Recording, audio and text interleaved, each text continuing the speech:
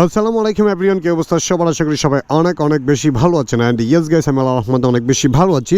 আর এখন আমরা আছি হচ্ছে রাজেন্দ্রপুর ক্যান্টনমেন্ট এরিয়াতে। তো ক্যান্টনমেন্ট পার হয়ে আবার ক্যামেরা সেট আপ করছি, যেহেতু ক্যান্টনমেন্টের ভিতরে হচ্ছে ক্যামেরা সেট আপ নিষেধ। তো যাই হোক, তো গাড়িতে উঠতে উঠতে আরও কথা বলি।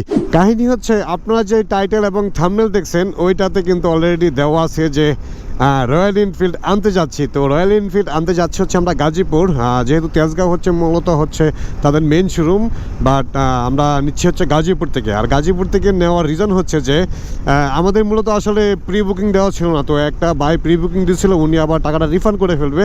তো ওনার কাছ থেকে আমরা বাইকটা নিচ্ছি আর কি। তো পেপারসে হচ্ছে রয়্যাল এনফিল্ড আপাতত একটু ঝামেলা করতেছে, কারণ হচ্ছে অনেকে প্রি বুকিং দিয়া ওই যে রয়্যাল এনফিল্ড হান্টার 3,65,000 টাকা দিয়ে বুকিং দিছে, দিয়া এখন ওইগুলো সেল করতেছে হচ্ছে প্রায় 4 লক্ষ টাকা। এই জন্য ওরা এখন নাম ট্রান্সফার দিচ্ছে না। তো ওইখানে গিয়ে দেখি কোনো রকম ব্যবস্থা করা যায় কিনা। আর এইখানে এসে ভিডিওটা স্টার্ট করার কারণ হচ্ছে যে সকাল সকাল যখন বাসা থেকে বেরোইছি তখন অনেক বেশি কুয়াশা ছিল। আর এইখানে আসার পরে হালকা পাতলা একটু রোদের দেখা পাইছি। তো রোদ উঠলে হচ্ছে ভিডিও কালার গ্রেডিং করতে ভালো হয়, এজন্য হচ্ছে রোদেই ভিডিওটা করতে ভালো লাগে।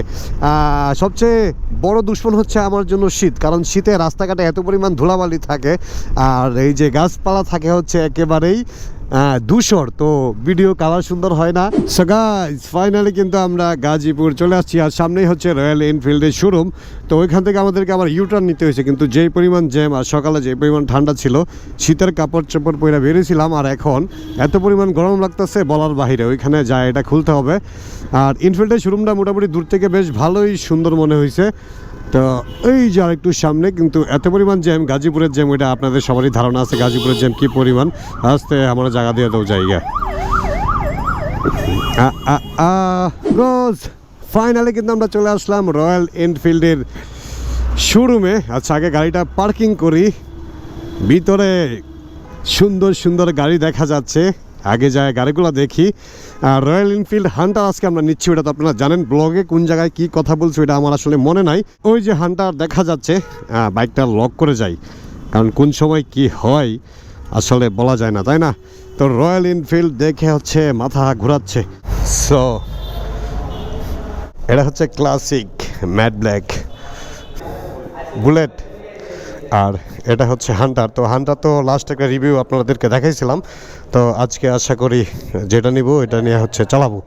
সো আমাদের আরও লোকজন আসতেছে, আসুক, তারপর হচ্ছে আপনাদের সাথে আরও কথা বলবো। তো ক্লাসিকটা নাকি অনেক বেশি উঁচু, আর ক্লাসিক আমি ইন্ডিয়াতে চালাইছি, বাট এখন পর্যন্ত বাংলাদেশে চালাই নাই। সো দেখা যাক কি হয়।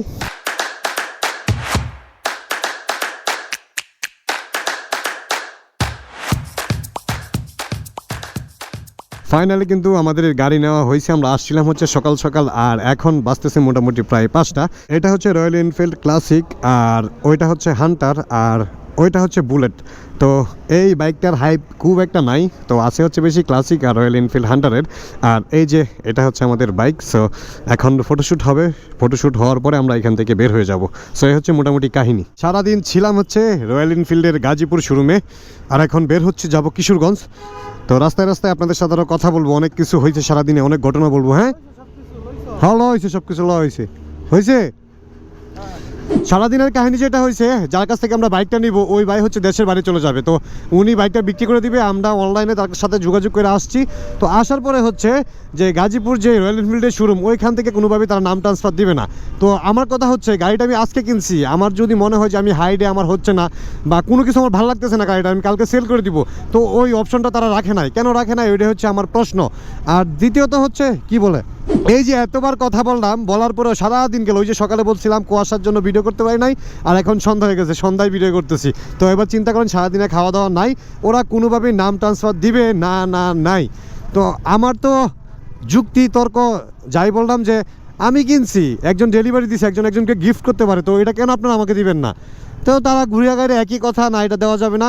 আমি বলতেছি সারা বাংলাদেশের বাইক শোরুমগুলো দিচ্ছে, ইয়ামাহা, সুজুকি সবাই দিচ্ছে, তো আপনারা দিবেন না কেন? শোরুম থেকে নাম ট্রান্সফার না দিলে তো এটা ঝামেলা। তো ওরা বলতেছে না, এটা আমাদের এখনো সিস্টেম হয় নাই।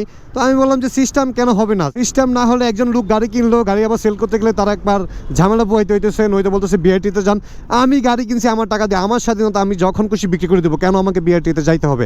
বাট ইফাদ মোটরসের এই কার্যক্রমকে আমি ধিক্কার জানাই এবং মানে লজ্জাজনক কাজ একেবারে।